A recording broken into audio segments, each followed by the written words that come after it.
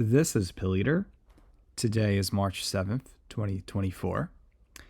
And this is a presentation on my Euroracks as of 2024. I haven't done one last year. I was very busy doing other things, performances, work, whatnot. So I skipped last year and I thought I really have to make an update video on my progress, or at least what I have done with my Euroracks. And honestly, I think I'm done my Eurorack project in the last, since 2021, then 2022.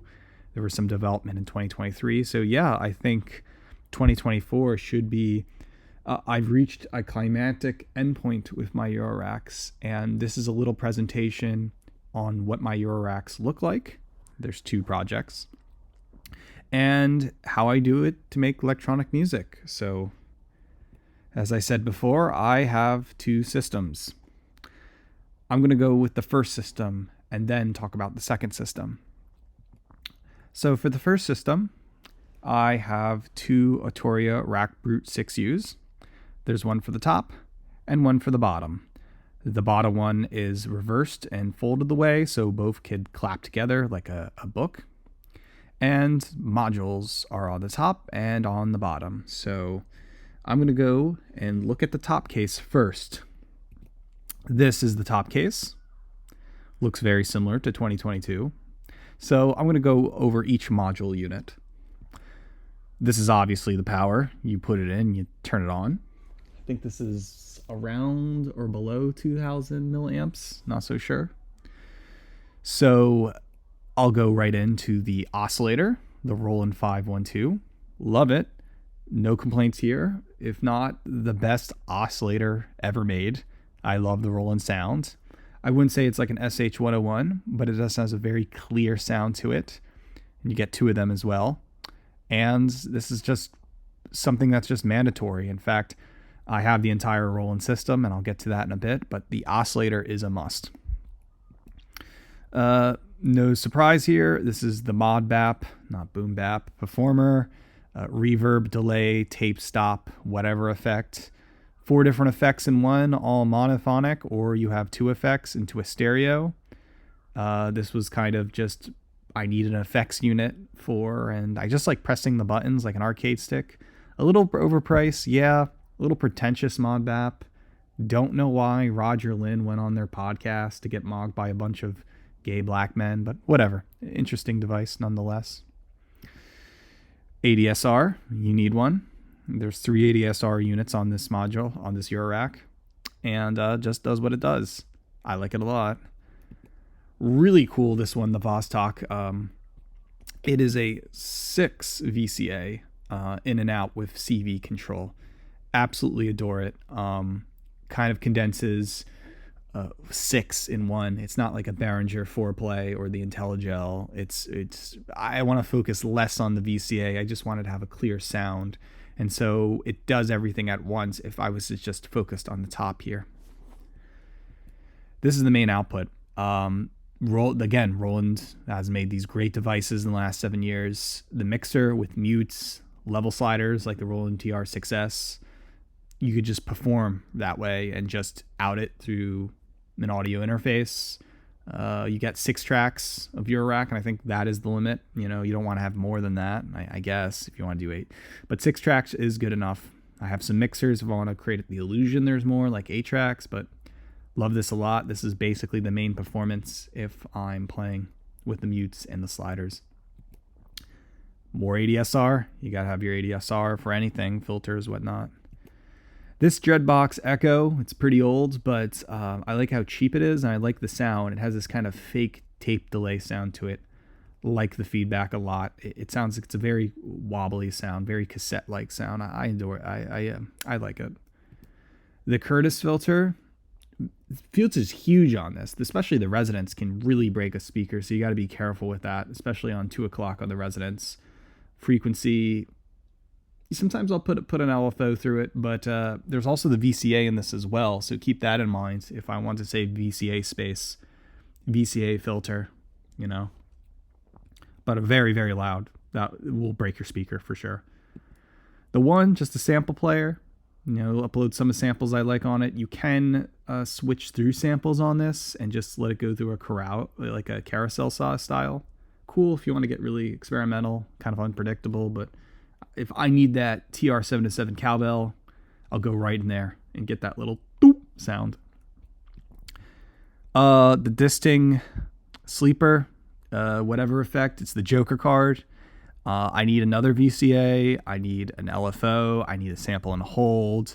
I need to translate my Korg MS-20 Mini into Hertz to CV. It does that all here in just a very small thing. Maybe I need a filter. It's whatever it wants it to be. So this pretty much completes it all. I don't think I'll lose anything with this. Really great device, and I like everything on it. Even the ADSR works fine. This is a really great filter. Love this. I love to put it's just like a normal wet filter. I love filters, and this one, the resonance is just at the right level. It isn't screechy. Very underwater filter. Great to put this the one through this and do like a little break, hip hop break through it, and just go like see what happens. Very very sweet. I love the noise on that. Very very authentic. This I know noise engineering is a little overrated, but the distortion here is I like the distortion for percussion. Very loud on the digital, very low end. Fold back feed. You get some really like quirky like harsh percussion. If I just want one drum noise, it's going to be like ouch and kind of fun. The Synrotech, I think what it's called. This is just room reverb, very big sound, very spacious. Love it. I love small modules with big sounds. This does it a lot. Love it. Always put everything through this. Give it that room 1970s sound. This is kind of a mix module from Dave Smith, especially that Dave Smith, he fortunately passed away. And I think Novation now owns Dave Smith, but distortion, filtering, a bit crusher, you kind of have just a mix in there, whatever comes out. So if I want to get really experimental on that and I want to send out some noise, I just want a bit crush, I want some little Smith style distortion or a filter, I'll definitely use this. Fun. Especially running through this little teeny VCO, which is kind of based on the Atari chip. So you get a very Atari 2600 chiptune-y like beat. I mean, chiptune is not exact the right word, but you get it, what I'm saying. Like a very shiny square video game noise. Coarse kind of harshness, but just at the right time. Very like laboratory, like I'm a scientist in their lab or something. Love this. Love the Metro Meteor, whatever you want to call it. This is like a little drum machine that's 4 tracks, can be randomly generated through its Euclidean sequencer or just triggering in and out. It has a very low volume, so you have to go internally and increase the volume on it. Otherwise, you'll have to run it through a VCA to get a little louder. But other than that, the drums are they're digital, not analog, but they have a very like analog feel to them, that's digital emulating, like if Kraftwerk were to do things. It's a really cool interface. The OLED screen. Love the drums a lot. Most of my drums come from this. Very enjoy this. Highly recommend it. More ADSR. Got to ADSR everything. This is an emulation of a Moog, old style modular. It looks like it, acts like it. I know some people say Moog, like Vogue. I say Moog. It's a Northeast thing. But this has the LFO, the square, the sawtooth. It doesn't exactly sound like it. Yeah, it looks like it. And I got it on the appeal thinking it would sound old, but it definitely has a very unpredictable sound, but it's a very classical sound as well. And I like how deep it is. Very, very deep on the square. And it's a great LFO too. Get the lot from it. This kick has always been around, the 2 HP kick. It's the digital drum hit. It needs a huge pulse through the trigger. Sometimes it just doesn't trigger. I don't know if it's just old or whatever, but I like it. I like if I need just one kick right now, I just go there to just send out a pulse, LFO or not, or quad LFO from Dofer. You need 4 LFOs to make sense of everything. And I just like the traditional binary of up, down, up, down. I like it. Here's the final Dave Smith and the trio, the feedback. Again, more on the distortion. if you want to get really rip up everything, love this. Love putting this as the end of the train before it comes out to the mixer. Just, you got to have the 3 trios of Dave Smith stuff. You get that raw sound. Domino, I got this on a discount. Love it. It's kind of like a compact little square synthesizer. Tries to be like an SH-101, not really. Resonance really good. Really funny little bubbly synthesizer. I enjoy it a lot. I love some of the sounds coming from this. 4-track mixer. So again, if I want to put percussion through this, level out the bass and the snare. Want some bass. If I'm trying to create the illusion, 3 tracks into 1, back to the Roland 531. There you go. So that's the top case. I think we should go to the bottom. So this is the bottom case. So again, a trap, connects like a bookcase together. So we got another mixer, which I got on sale, and this is kind of another 4 tracks, a little wider, not that much different from the 2 HP. Does the same thing. The Sequencer is fantastic. Very small mixer. Supposed to be like a TR-606 Eurorack. And it does an okay job. A little complicated with the menu diving. Sometimes you just got to say TRS MIDI over CV. And it could get a little annoying every time you turn it on. I usually use this just to do percussion. And I just change 16 to 64 patterns or 32 back and forth, or I just do one thing. There's a lot of tricks with it, but it just makes life easier, because ultimately I love this Arcaico, if I'm pronouncing it right. It's an Italian maker. The Czar is a 4-track analog drum unit. So you see the bass, the snare, white noise, pink noise. So the white noise closed, pink noise open, a bass like a low end tom, and a snare. So you get that like really bubbly, again, classical Kraftwerk sound. Oh, Kraftwerk again.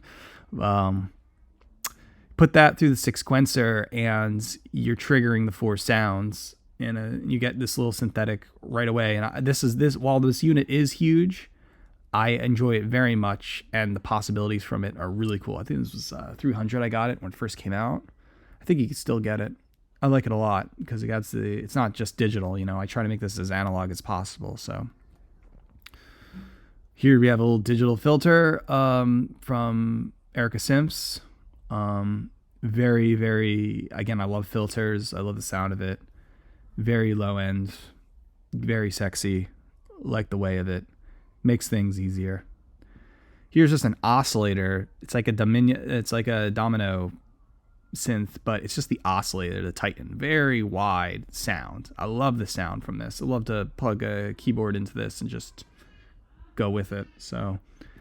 But here's the one that's more like a Roland synth than anything. The Doofur Dofer A1116. It's a full synthesizer with the oscillator, the filter, the VCA. You got some FM in there. You can get some really weird noises out of it, but a very small synthesizer if you need it right there, or you just want an oscillator. You just want to use that.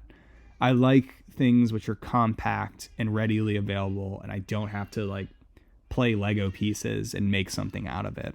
So it's right there. The effects are great. Recovery brand effects. I got both the... What is this? This is like a fake tape. If it's anything like a Roland Space Echo, I enjoy. So the reverb, the delay, the fake tape, digital, I enjoy that a lot. You get a lot of kind of like roomy reverb. So if I'm working with multiple tracks, I want every track to have that kind of spacious basement sound. So it goes through there. The Dirty Murals is similar to that, also has a big reverb sound as well. I love these kind of effects. So you got like 3-4 tracks on reverb. They also have guitar pedals of these, but it works fantastic with an oscillator or just sample.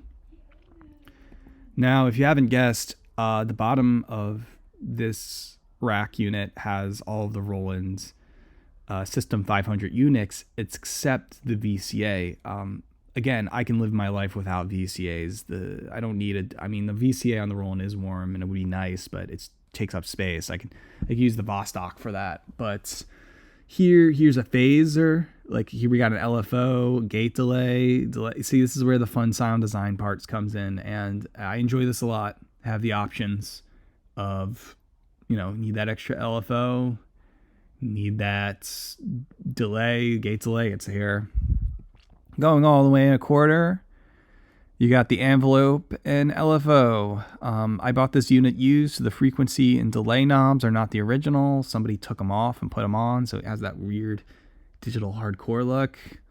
More ADSRs. I love my ADSRs, and an LFO. You need your LFOs. We got a lag, a sample and a hold, a pimento, a noise, ring modulator. Here's the fun parts. Yep, I like them all. I like all these kind of weird things that I can just sample and hold, ring mod, get some really Depeche-y sounds from it. Love the filter. Love the Roland filter. If you haven't guessed, I love filters. The resonance is perfect. The filter's great. The filter's great. The resonance great. You're gonna vote for me. But love it. Huge. But anyway, this is good. You have to have your Roland system. The Drumbo is really interesting. So a lot of people go with the Michigan Simps kind of line. There was a Drumbo variant unit from, I think, Sweden I bought. He doesn't make them anymore, but the sound, the digital sounds, I think it's analog, I'm not so sure, but it's kind of a mix, hybrid. It really does get racky when you put an LFO through the switcher, and kind of like the tip-top audio sample, you kind of carousel the sounds. And it's just plink plonk music, and I love that. So add that with the Czar. You're going to town with the whole like synth percussion stuff. Importantly, it's the Hair Mod Plus, not the Hair Mod, that gives me control over that. So 8 tracks. Again, I have a 6-track mixer. We can focus on the drums or something else. TRX style. It just makes life so much better. I mean, I used to have Hair Mod 1, but now Hair Mod Plus just makes everything better. Better interface, better design. You want to call it a Dieter Rams elegant interface, you can, but I know what I'm doing here, and this is kind of the brain of everything, and the plugs that go out. And again, you can use the 8th for an LFO, so like you're working with 6 tracks, whatever, into the mixer, there it comes out. And there's the power. So it takes 2 powers to 2 top units that go into the Arturia bag you bring everywhere. And yeah, that's what my double first system 2 Rack Brew 6Us look like. Now there is a second system. And this is kind of the other system I bring if I don't want to bring the big system. And this is usually my tip-top audio book bag. And it's a tip-top audio Mantis. It's black. And it's just the excessive units that I have. Very, very simple to understand. This is what it looks like. You can see that another Roland System 1 takes it up, and a Mavis. So going over the unit, you have a frequency control by Status Leak. Very cheap. I think it was only $50. This was like made in like 2009, 2010. Does one thing. It's just a little tiny little delay reverb. It's very cheap. Chinese made, so I like it. The M-Brain, this is a Michigan Simps variant of Yarns. So it's 4 tracks, or it can be polyphony, or it can be paraphonic. I like using it as 4 tracks and using the tedious little SH sequencer inside of it. Use that as the master clock and control, hypothetically, everything on this unit and just press play. I adore it a lot. So then we have Behringer Brains. Can be whatever you want it to be. It has the little Mach 303 in there. More percussion. You got it. A bigger doofer 1115, not a 1116. So you get a little more, CV outs. This is another cool guy, analog. Very unpredictable, strange noises come out of it. I like it. It's like a broken violin noise. Here we have is another $50 RT60 Cubics. It's like tremolo, crappy reverb, hardly any sting, but you need a little effects to give it some spacious sound. But again, the unit revolves around the Moog Mavis and the System 1M. So this is, as you know, Moog's been bought by InBrand. So Akai. This is kind of the last unit made in North Carolina before it's all made in Taiwan. So cool. It's like the Workstat, but it's condensed. You have the Eurorack compatibility. Maybe I'll get the knobs to upgrade. I'm not so sure. It's there. Yeah, I like the sound from it. Very, very different, I would say. We got another mixer here, a 3-track mixer with 3 in and 1 out. We got a Scorp Rample, and the Rample is 4 samples. So that could be a bass, snare, hi-hat, open hi-hat, and the M-Brain could trigger that, and you get a little drum kit going on with samples. I can upload anything I want from it, really. I can upload dog farts and have fun, go to town again. No introduction for the Roland System 1M, the big green synthesizer that also has a plug out. I have a Pro Mars plug out inside of it, along with the core set. The Pro Mars just sounds brighter, very, I don't have the key for it. And I mean, I have a Roland Cloud, but I don't own the Pro Mars. I just like the sound of it in here. Again, I've pretty much twiddled these knobs so much, some of the knobs came off and I had to replace them. I like the noise coming from this. Just gets you right and guided. It's all about feeling the knobs at the end. Great stuff. And again, getting the M-Brain, triggering this, triggering the Mavis, triggering the Doofer, and the drums, and you're gonna get some wacky stuff from it. It's just a standalone unit. It's like a big little machine of sorts, like a little synthesizer with little percussions. I love it. Yeah, and there's the little 3-4-track Doofer mixer if I want to mix down further into a single speaker. So I have the 3-track mixer over there for like the Brains or the Rample, if I just want bass, snare, whatever. And this is another one too, or that can go to the mixer depending what I feel like. Taking the cables everywhere, you gotta, you kind of have to adapt to your own environment there. So yeah, those are the 2 Eurorack systems I have as of 2024. So if you are interested in that and some of the sounds it's coming from, I had some performances last year in San Francisco at Noisebridge, and I compiled that together in an album by me, Joe Nally. It's called Live in San Francisco 2023. And you can get that at joenally.bandcamp.com. Search your Discogs, search the Bandcamp, search Internet Archive. These are just some of the best of tracks I played at Noisebridge. Although there's some events I played in Oakland and around Bay Area, nobody recorded them, unfortunately. But the Noisebridge stuff were recorded. So you can hear some of the really cool electronics from that if you want to know what's coming from here.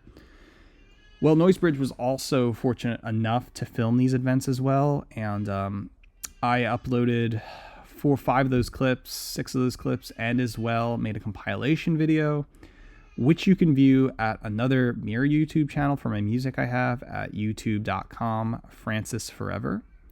So you can just write Joe Nally live at Noisebridge, San Francisco 2023 compilation. You can watch all that, all the cool sim stuff.